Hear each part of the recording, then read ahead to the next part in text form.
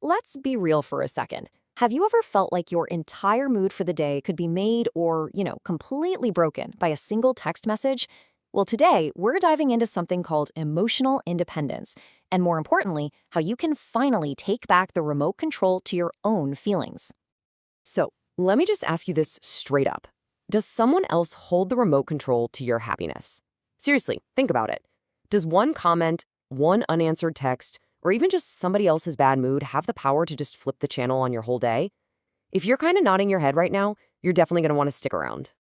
So, what we're really talking about here is emotional dependence. This is when our happiness, our confidence, our very sense of worth gets all tangled up in someone else's approval or attention. Now look, this isn't the same as a healthy, connected relationship. That's a two-way street. This is different. This is an imbalance where you feel like you need that other person's validation just to feel okay. A good way to think about it is like an unhealthy anchor. Instead of keeping you steady, it just weighs you down. So let's get into it. Let's talk about how to recognize these patterns in our own lives. Okay, let's be honest with ourselves for a moment. Do any of these hit home? Maybe it's that little knot of anxiety that shows up until you get that reassuring text back. Or that feeling of being kind of empty when a certain person isn't around. Hey, recognizing this stuff isn't about judging yourself. It's actually the very first and most crucial step toward taking your power back. And this isn't just a feeling, right? There's a real cost here. It can totally drain relationships, crank up anxiety and jealousy, and it can literally stop you from growing as a person. But I really want to focus on that last point for a second, the idea that it wastes your internal power and energy. Just keep that idea in your back pocket because it's about to become super important. And that brings us to the core of it all, the big misunderstanding that keeps us feeling stuck. It's this idea that we are actively, even if we don't realize it, giving away our own remote control. This quote from spiritual teacher B.K. Shivani, wow, it just nails it, doesn't it? We literally hand our remote to someone else and say, here, you decide how I feel today. We give them the power to press the happy button, the sad button, the angry button, and then we sit there wondering why we feel so out of control. So why on earth do we do this? Well, a huge reason is this clash between what we call my perfect and your perfect. See, we all have this internal script for how people should behave. But here's the thing, they have their own script. And when their actions don't line up with ours, we let our whole emotional state just crash. That right there is us handing over the remote.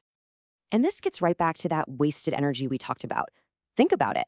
Every single bit of irritation you feel in traffic or frustration with a coworker, it's like a tiny drain on your internal battery.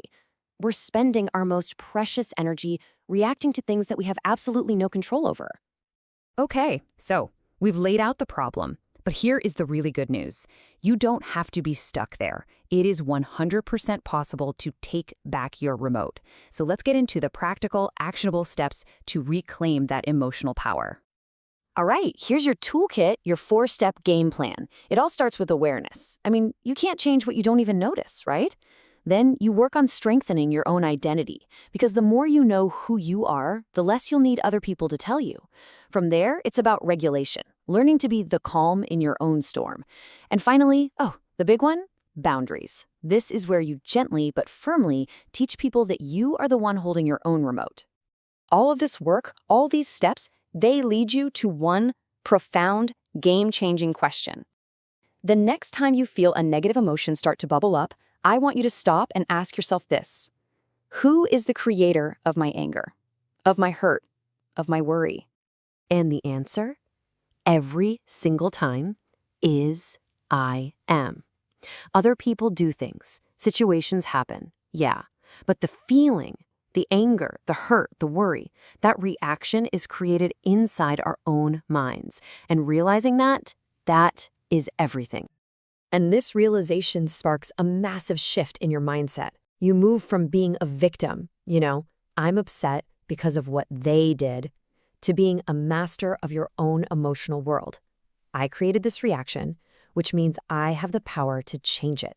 That one little shift is where you take back all your power. So where does this all lead? What's the point of all this work? What's the ultimate goal? It's about getting to a place where you're not looking for someone to complete you. You're looking to share your wholeness. And this slide, This right here is the entire transformation in a nutshell. It's moving from a place of lack, of needing someone to come in and fill an empty space inside you, to a place of abundance. You start showing up in relationships not to get something, but to share the amazing wholeness you've already built for yourself. So, let's just end on this thought. Emotional independence isn't about building walls or closing yourself off. Not at all. It's about building a foundation for yourself that is so strong, so solid, that you can love deeply, freely, and generously without ever, ever losing yourself in the process.